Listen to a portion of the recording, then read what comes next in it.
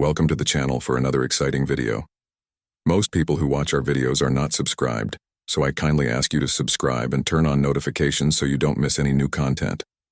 Your like is essential for YouTube to understand that this content is relevant, so please like and share, and leave your comment. Now let's get to the story. Mark was sitting at his desk in the elegant bank office in New York, surrounded by gleaming awards and photos that attested to his star status among the city's bankers. The shelves, filled with trophies and certificates, reflected his ambition and achievements, each telling a success story he was proud to share. His gaze was fixed on the computer screen, but his mind was far away, absorbed in thoughts about how to impress the wealthy client sitting across from him. "You have no idea how the market is booming, my friend," Mark said, leaning forward with a smile that overflowed with confidence. "In the past 5 years, my team and I have managed a 30% growth in investments. And you know, that's just the beginning. What you need to understand is that in this industry, those who don't adapt get left behind." He gestured widely, as if presenting a show, the sunlight streaming through the window illuminating his face like a true protagonist. The client, a burly man in a tailored suit with a gleam in his eyes, seemed impressed. "Impressive, Mark. I've heard great things about you. You really know how to do your job." Mark smiled, appreciating the compliment. "Of course. I always say, the secret lies in understanding the market and, more importantly, the people. It's about making connections, building relationships that yield results." He winked at the client as if sharing a valuable secret, and then turned to look out the window, admiring the view of the city that never sleeps. Suddenly, the office door swung open, and a group of well-dressed clients entered, their animated conversations echoing in the room. Mark immediately straightened up, his posture shifting from relaxed to that of a predator on the hunt. He quickly got up, ignoring the client in front of him, and walked over to the group with a smile that could light up a room. "Ladies and gentlemen, what a pleasure to see you here." His voice was exuberant, filled with almost forced enthusiasm. "How can I assist you today? We have some amazing news that will leave you even more satisfied. You won't want to miss this." As Mark showcased himself, the conversations among the new clients flowed, but his arrogance was evident. He boasted about his achievements, telling stories of how he had secured investments that left his competitors bewildered. The other clients listened attentively, but the disdainful look Mark shot at John in the back did not go unnoticed. John, dressed simply and carrying a folder with his solar energy project, had entered the agency without any fanfare. Mark's expression upon seeing John was clear, a mix of contempt and suppressed laughter. He didn't bother to disguise his aversion and, in a sarcastic tone, commented, "Look, we have a new competitor. What do you have for us today, my friend? A solar energy project." "You're kidding, right?" Mark's words echoed through the room, causing some of the well-dressed clients to look at John with curiosity and disdain. John, who was prepared to present his innovative idea, felt the weight of the banker's contempt in his words. He took a deep breath, trying to ignore the provocation, but the humiliation was palpable in the atmosphere. "And actually, I have a proposal that could change the way we think about energy." John tried to start, but Mark interrupted him, laughing at his clients. "Oh, of course. Let's hear that. I hope it doesn't just involve a bunch of graphs and statistics that nobody cares about." Mark continued to laugh, his voice filled with disdain. "Come on, who really cares about sustainable energy when we have figures that shine brighter than any solar panel?" Mark's laughter echoed through the room, and the tension began to rise. John, with the folder in hand, felt small and insignificant in front of such an arrogant figure. The room, which had been alive with excitement, now felt heavy with Mark's judgment, as he reveled in his position of power, unaware that his attitude was about to trigger a series of events that would change not only John's life, but also his own. Mark was sitting at his desk, surrounded by awards that shimmered under the office light, each representing another milestone in his banking career. He had grown accustomed to being the center of attention, and that day, he was especially eager to impress a wealthy client sitting in front of him. As he spoke about his achievements, his voice resonated with an almost palpable pride. "And it was thanks to my investment strategy that we achieved a 25% return last semester," Mark exclaimed, winking at the client. "No one in the market can do that, and you know it, right?" The client nodded, clearly impressed, and Mark reveled in the admiration he received. At that moment, A group of well-dressed clients entered the agency, drawing Mark's attention. He quickly got up, ignoring the other clients waiting, and approached the new group with a wide smile. "Gentlemen, what a pleasure to see you here. I was just talking about how we can multiply your investments." His arrogance was evident as he boasted about his position, as if he were on a stage. Meanwhile, John entered the agency, dressed in simple clothes and carrying a folder under his arm. He was nervous but determined to present his solar energy project. However, the look of disdain that formed on Mark's face was instantaneous. The banker couldn't hold back a laugh upon seeing John and, without thinking twice, shot back. "Look who's here. What do you have there? A elementary school presentation." John, surprised and embarrassed, hesitated. I just wanted to show my project on solar energy," he tried to explain, but his words were interrupted by Mark, who continued to mock him. "Solar energy? Are you sure you shouldn't be selling lemonade on the corner? That's for someone who can't think big." Mark looked around at the clients, seeking support in their laughter. Some joined in the mockery, and the room quickly filled with nervous laughter, but John's indignation was evident on his face. Anne, an elderly woman watching the scene from a distance, could no longer remain silent. She stood up, her dignified posture contrasting with the atmosphere of ridicule. "This is shameful, Mark. How can you treat someone like this just because of their appearance? Everyone deserves respect no matter how they dress," she declared, her voice firm and clear. The looks in the room changed. Some clients began to murmur in support of John, disturbed by Mark's arrogant stance. "This isn't right," said one of the older clients, shaking his head. "We've all been through hard times. He deserves a chance." Mark, realizing that the situation was getting out of his control, tried to divert attention. "Come on, folks. I'm not here to put on a show. What matters is that we're all here to invest." But Anne's determination only grew. "It's not just about investing, Mark. It's about being human, about respecting the person in front of you no matter what they bring to the table." The tension in the room intensified. Mark began to sweat, his smile fading, while Anne continued to speak. "You may have awards and money, but you can't buy dignity. If you don't learn to respect people, you'll lose all of that one day." The room was divided. The disdainful looks that had once been directed at John were now aimed at Mark.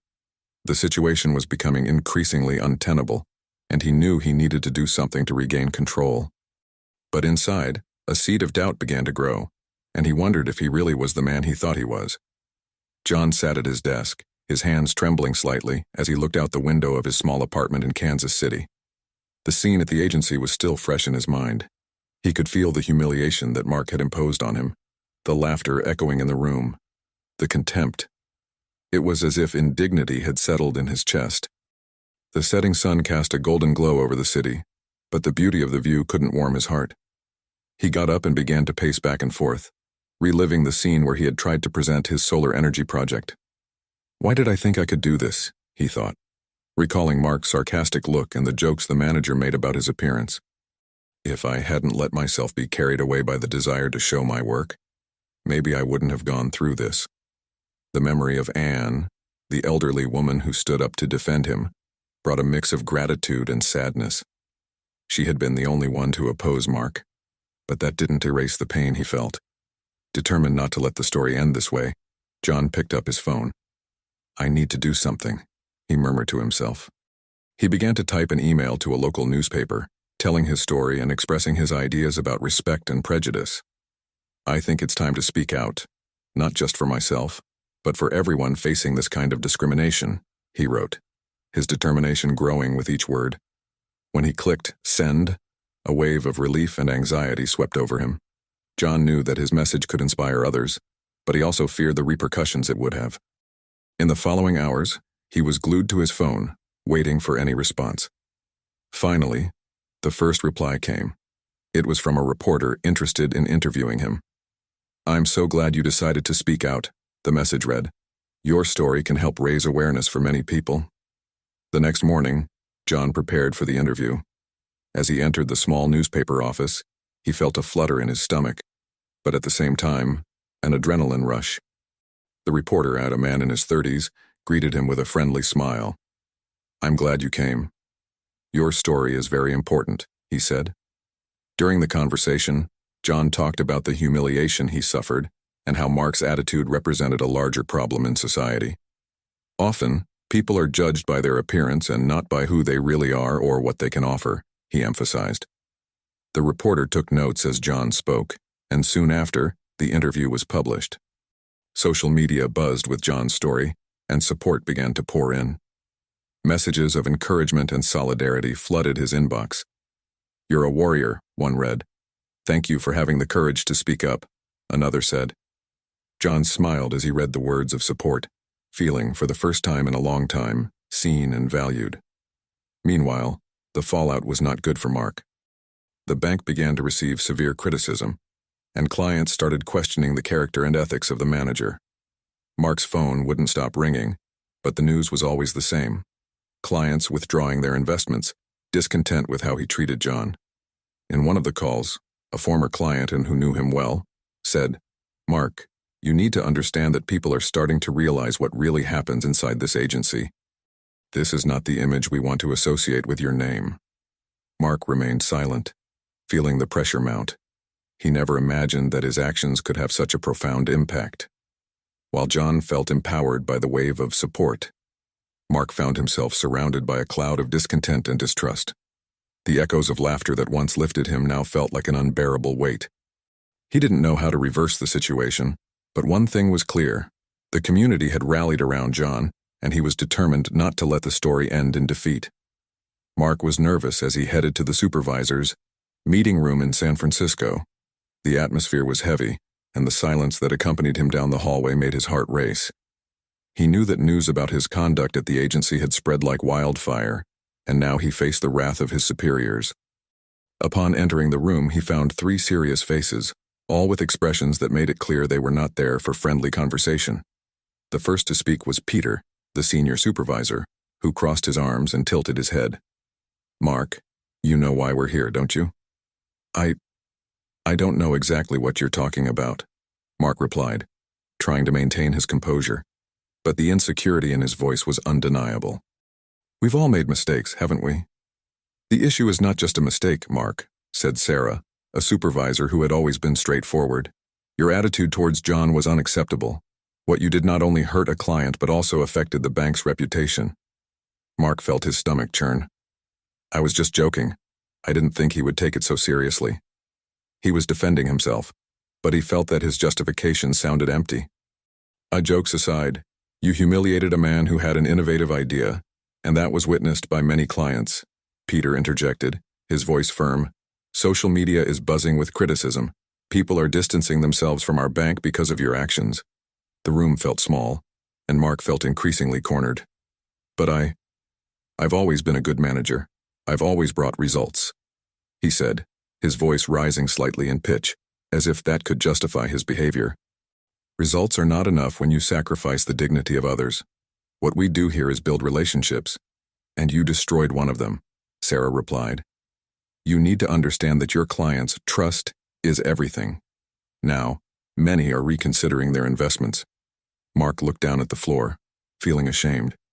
He had let himself be carried away by his own arrogance and status, ignoring that each client was a person with dreams and aspirations. I didn't realize I was being so cruel," he admitted, his voice almost a whisper. "And that's exactly why we're here," Peter said, softening his tone a bit. "We need you to reflect on your attitude and make a change. If you don't do this, your actions will have much more serious consequences." Mark felt a wave of despair. "I can change. I promise I will work on it. I just need a chance." "We are willing to give you a chance, but you need to commit to improving, Mark. We're not here just to punish, but to help you understand the importance of respect and inclusion," Sarah asserted, looking him in the eyes. He nodded, feeling a mix of relief and anxiety. "I will strive to be better. I don't want the bank to suffer because of me." As the supervisors discussed the next steps, Mark realized that clients' trust could not be regained quickly. Change would take time and require much more than just words. He would need to confront his own biases and prejudices, something he had never done before. The road ahead would be difficult, but he was determined to try, even as the pressure of his actions weighed heavily on his shoulders. Mark was sitting in a conference room, about to attend a lecture on inclusion and diversity. He looked around, observing the faces of people who, like him, were seeking to better understand how their attitudes and prejudices could affect others' lives. Deep down, he felt a mix of anxiety and reluctance. After all, he still struggled with the self-image he had built over the years. The image of a successful, powerful man who was, above all, respected. But now, that image was in ruins, and the need to change became increasingly evident. The speaker, a middle-aged woman with graying hair and a charismatic presence, took the stage. Her name was Laura, and she began her presentation by sharing a personal story. "When I was young, I also faced prejudice," she said, looking directly at the audience. "People judged me by my appearance, by the way I spoke. But it was by hearing the stories of others that I came to understand that we are all human, with our struggles and victories."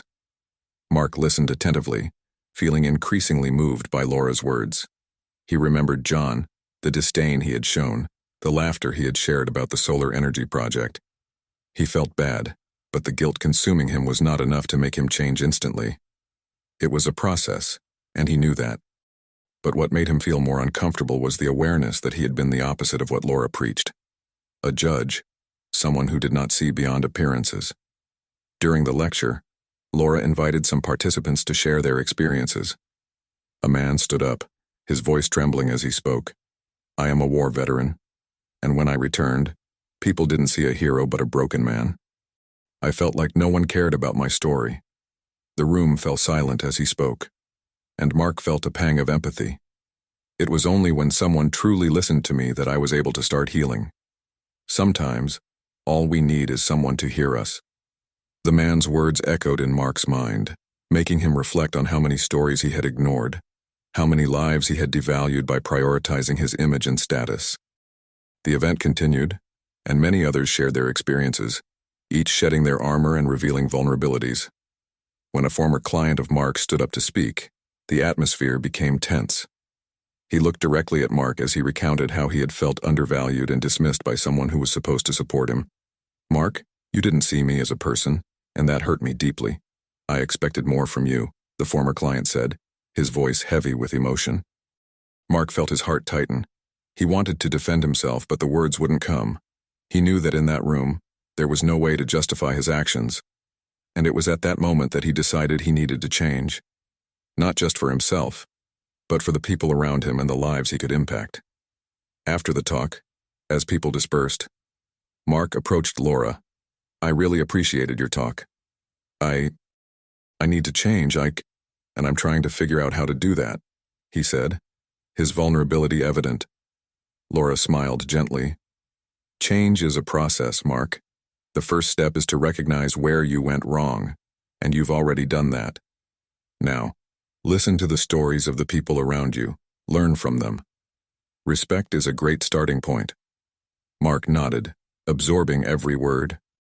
He felt a new determination blossoming within him, but he also knew that the journey would be long and full of challenges. Change wouldn't happen overnight, but he was ready to face it, one step at a time. John sat behind the wheel of his car, a modest model that reflected his new life in Kansas City. The road ahead unfolded like a new beginning, and he couldn't help but feel a mix of anxiety and hope. The memory of the humiliating meeting at Mark's agency still haunted him, but now he had a new opportunity. The phone rang. It was a call from the competing bank that had welcomed him. "John, it's Lisa. We're very excited to have you here. Are you on your way to the meeting?" Her voice was warm and encouraging. "Yes, Lisa.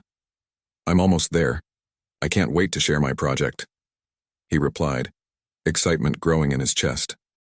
As soon as he arrived at the bank, John was greeted by a friendly team that seemed genuinely interested in his work. He entered the meeting room, where a long table was surrounded by suited executives. The atmosphere, unlike what he had experienced before, was filled with respect and positive expectation. "Good morning, everyone. I'm very happy to be here today," John began, trying to control the tension in his voice. "My solar energy project aims not only to provide a sustainable alternative, but also to create opportunities for communities that need it most." One of the directors, a middle-aged man named Tom, leaned forward and asked, "John, how do you plan to implement this in underserved communities?" John smiled at the genuine interest. The idea is to develop partnerships with local organizations. We want to empower the communities by offering training and jobs in the installation and maintenance of solar energy systems. This not only creates jobs but also brings autonomy to the people. That's amazing. I believe we have a unique opportunity to make a difference, Lisa said as she frantically took notes. Do you have any action plans yet?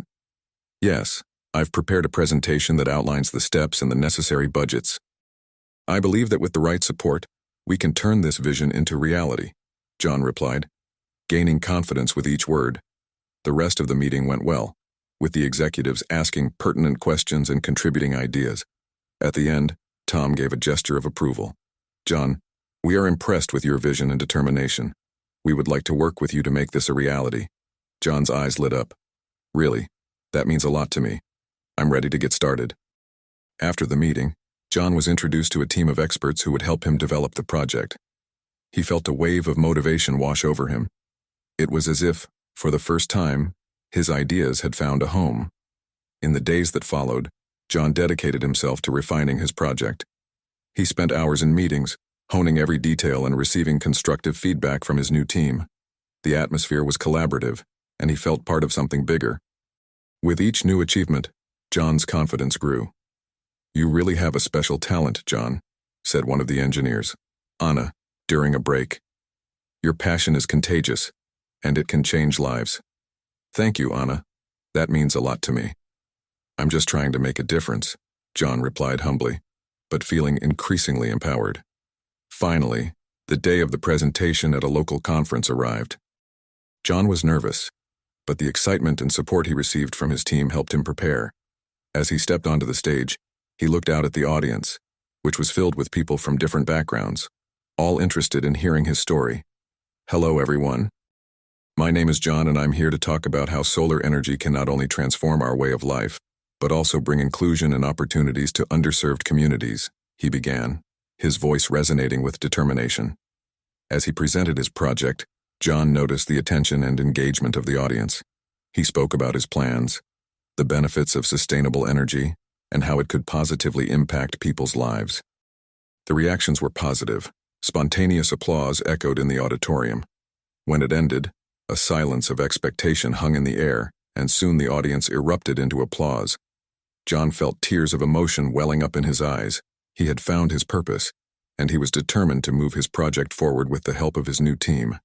The energy of the moment was palpable, and for the first time in a long time, he felt truly hopeful about the future. On a vibrant spring day in Houston, the community gathered for an event that promised to be inspiring. John, now a respected figure in the local scene, was about to take the stage to share his story of overcoming challenges. He took a deep breath, feeling the energy of the audience, which was filled with familiar and new faces, all eager to hear his words. The sound of applause and animated conversations filled the air, creating an atmosphere of anticipation. John adjusted the microphone, his heart racing. He looked out at the audience and saw people of all ages, representing different backgrounds and life stories. Among the faces, he recognized Anne, who had become a friend and ally in his fight for inclusion and respect. She was there, smiling, waving to him with a sign of encouragement. Thank you all for being here today, John began, his voice steady, yet warm. I am moved to have the opportunity to share my journey with you. He paused, observing the audience's reaction. Not long ago, I was just an ordinary man struggling to have my voice heard in a world that often judges by appearances. But, as many of you know, respect and dignity are not given. They must be earned. The audience murmured in approval, and John continued. I remembered a moment that deeply impacted me.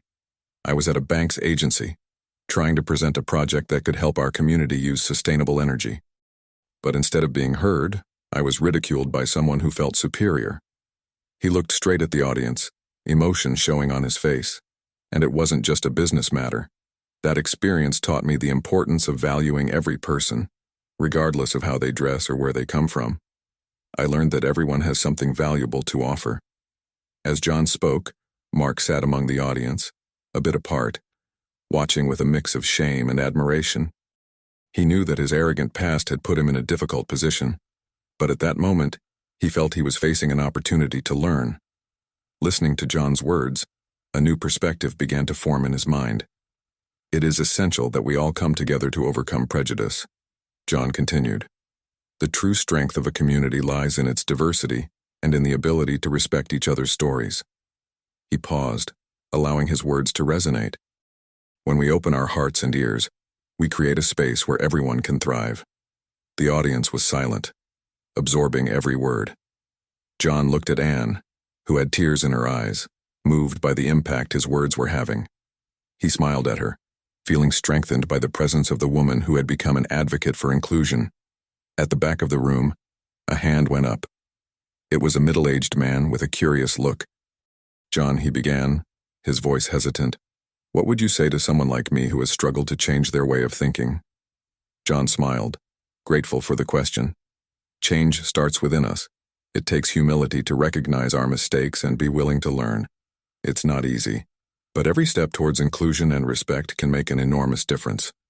We are all on a journey, and it's important to remember that no one is alone. Mark, listening to every word from John, felt a wave of reflections about his own life and past actions.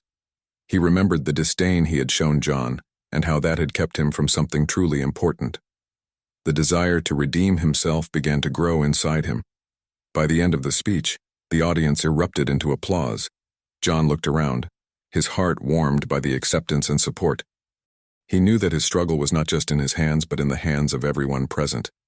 And as Mark stood, observing the impact of John's words, he realized that true transformation was just beginning, not only for John, but for him as well.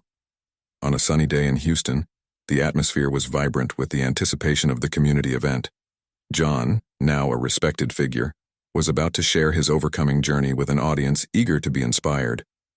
He prepared backstage, mentally reviewing the points he wanted to address, from the challenges faced to the victories he had achieved.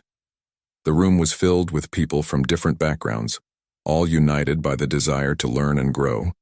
Meanwhile, Mark, who now presented himself in a more humble and introspective manner, arrived at the venue. He was no longer the arrogant New York banker who had once looked down on others. The transformation that had begun in his life was still in progress, but he felt the responsibility to learn from those he recognized as true leaders. Upon seeing the gathered crowd, his eyes were fixed on John, who was preparing to speak. Mark felt a mix of admiration and shame. "Look at him there," a woman next to Mark murmured. "He really rose up after everything that happened." "Yes, it was impressive what he did," Mark replied, without taking his eyes off John. I wish I had been more like him." John took the stage and the audience fell silent, attentive. He began his speech, his words filled with emotion and sincerity. "When I found myself humiliated in front of a group of people I believed would be open to my ideas, I realized that prejudice is not just a matter of appearance, but of character, and more importantly, of empathy." John's words echoed in the room, and Mark felt each one like a knife, cutting through his old self. He remembered the day he laughed at John's idea, the arrogance that prevented him from seeing the value of what was in front of him. "How could I have been so blind?" he thought to himself. We need to recognize that everyone has something valuable to offer, regardless of how they present themselves, John continued, looking directly at the audience. When we ignore other people's stories, we lose the chance to learn and grow together. The audience was visibly moved, and Mark noticed some people wiping away tears. John's sincerity touched everyone, and he couldn't take his eyes off the man he had previously underestimated. It was a lesson he needed to learn, and he was ready for it. After the presentation, as people dispersed, John was approached by Anne, who was visibly emotional. "You were amazing, John. Your courage in sharing your story is inspiring." "Thank you, Anne. I really hope this makes a difference," John replied, still feeling the adrenaline from the presentation. Suddenly, Mark approached, his heart racing. He knew he needed to confront his failures. "John," he began, his voice trembling. I don't know if you remember me, but I'm Mark. I'm the one who ridiculed you." John's expression changed, but he maintained his composure. "Yes, I remember. It was hard for me, but it also motivated me to move forward. I understand that I don't have the right to apologize, but I need to do it. I was a fool, and I'm trying to change. I want to learn. I want to be a better person, Mark said, his voice heavy with sincerity. Anne, who was beside him, looked at Mark with a mix of surprise and compassion. We all make mistakes, Mark. What matters is what you do from now on. Do you really want to change? Yes, I do. I'm willing to listen, to learn from you, Mark replied, vulnerability evident in his tone. John studied Mark for a moment, assessing the sincerity in his eyes. If you really want to change, then start by listening to people's stories. That's what makes the difference. Mark nodded, absorbing the words. I want to do that. Can I count on you to guide me? Anne smiled, her willingness to give Mark a chance evident. We will give you a second chance, but only if you are willing to be genuine in your transformation. The conversation between them unfolded in the hopeful atmosphere of the room. John and Anne were ready to help Mark on his journey of change, and with that, a new chapter was beginning for all of them. The community was coming together, and the possibility of a better future was becoming more real each day. Mark looked out the window of his office, the chaos of New York City in its fullness, but his mind was far away. In recent months, he had faced an emotional and professional whirlwind. Anne and John's words echoed in his mind, and he knew he needed to make a real change. Determined, he decided that the first step would be to initiate a program at the bank that promoted local businesses and inclusion. After a few weeks of planning, Mark called a meeting with his team. He wanted everyone to be aware of the new direction he intended to take. With a serious demeanor, he began the presentation. Thank you for being here, Mark said, looking into the eyes of each of his colleagues. Today, we are not here just to discuss numbers and goals. We are here to talk about how we can help our community and, at the same time, rebuild the trust we lost. The faces around the table were a mix of curiosity and skepticism. Sarah, one of the senior managers, raised her hand. Mark, do you really believe this will work? We're talking about clients who have always prioritized wealth and status above all else. Mark took a deep breath. Yes, I believe, and I know it seems like a drastic change, but it's necessary. What happened to John was a wake-up call. We need to reconnect with what really matters, people and their stories. And how do you plan to do that? Pedro, a young analyst, asked. I want us all to work together to create a mentorship program that supports small local businesses, especially those struggling to obtain funding. I want John and Anne to join us as mentors. They have valuable experiences to share and can help us better understand the needs of the community, Mark replied, with a passion he hadn't felt in years. The murmurs in the room grew, but Mark continued, determined. If we want people to trust us again, we need to show that we care. We need to listen to their stories, understand their struggles, and support them in the best way possible. At the end of the meeting, although there was resistance, a seed of hope was beginning to take root among the team members. Mark realized that there was still a long way to go, but he was determined to move forward. Days later, he met with John and Anne at a local cafe. I'm excited to work with you, Mark said, looking at both of them sincerely. I want you to share your experiences and help us understand how we can make a difference. John, who was recovering from the humiliation he had experienced, looked at Mark with a mix of distrust and hope. I want to believe you are being genuine, Mark. But this needs to go beyond words. It needs action. Anne, always wise and attentive, intervened. Change doesn't happen overnight. You need to be willing to listen, to learn, and above all, to put yourself in others' Garing shoes. People are not just going to forget what happened. Mark nodded, absorbing Anne's words. I understand, and I'm willing to do whatever it takes. Let's meet with the small business owners in the community and hear what they have to say. I want this initiative to be a bridge between us and them. As the weeks went by, Mark, John, and Anne began to work together on various community events, promoting the mentoring program. They organized meetings with small entrepreneurs, offering support, resources, and a space for their voices to be heard. Mark began to see the transformation in himself and in how others perceived him.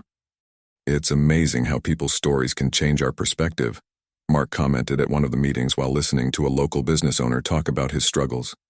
You have courage, and that inspires me to be a better person. And we're here to support you too, John replied with a smile. Sometimes the first step is the hardest, but you're already on it. Keep it up. The community began to notice the difference in Mark, and some clients were returning.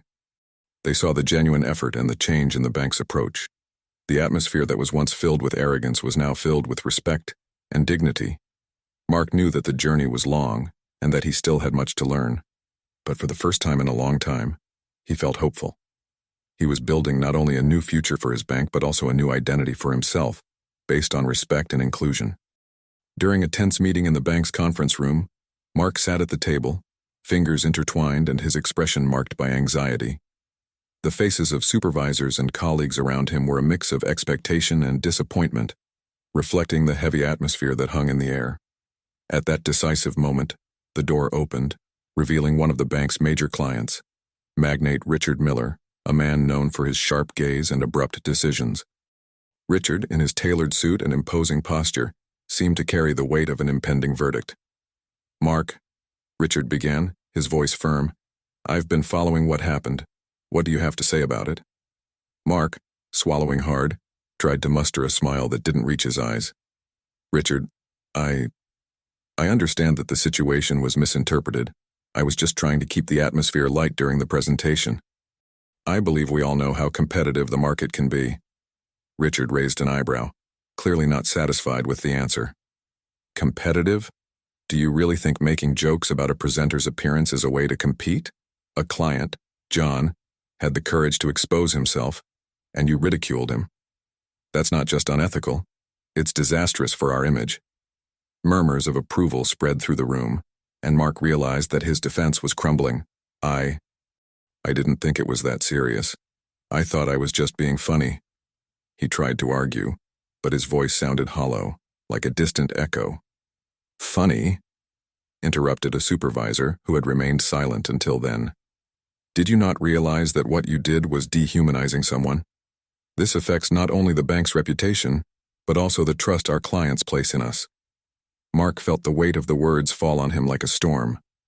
He looked at Richard, who no longer seemed like a friend but an unyielding judge.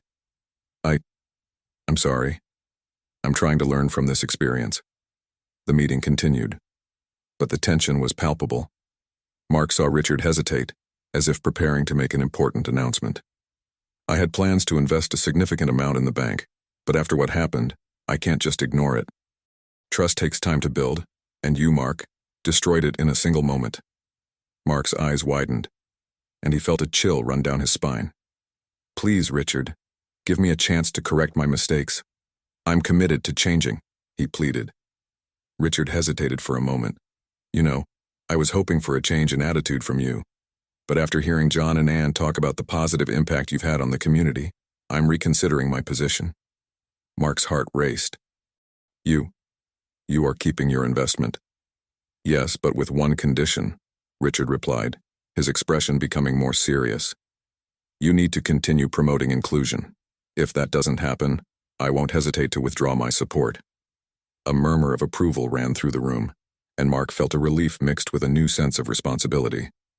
"I promise I will do that. I will work to create an environment where everyone feels respected and valued." The room filled with applause, and Mark realized that true wealth lay in building relationships based on respect and dignity. He turned to Richard and said in a sincere tone, "Thank you for the second chance. I won't let you down again." Richard smiled faintly, as if catching a glimpse of Mark's potential. "I believe in people who have the courage to change. Now make it count."